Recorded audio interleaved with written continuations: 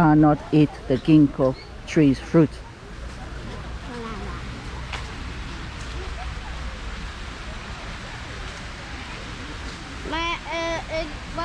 Hinata, I think. Ito Hinata. He has a ginkgo tree at his house and he's eating it.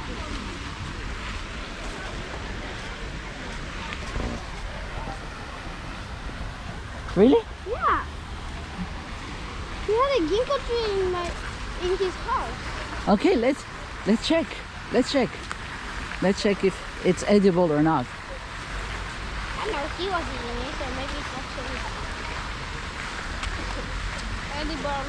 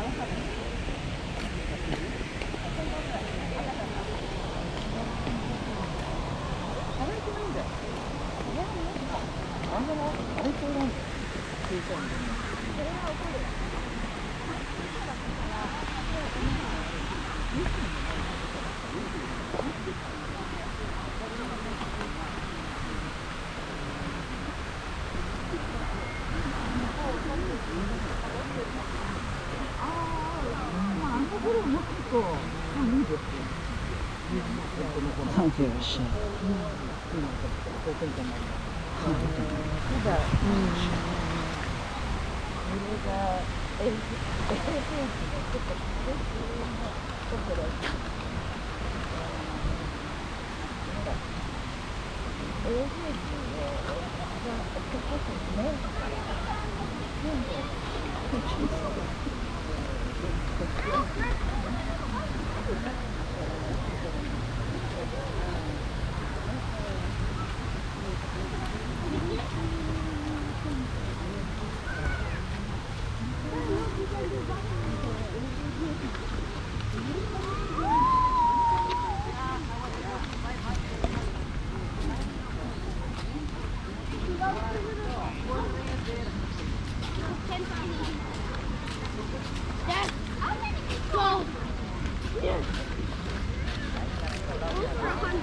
Okay, I'm done.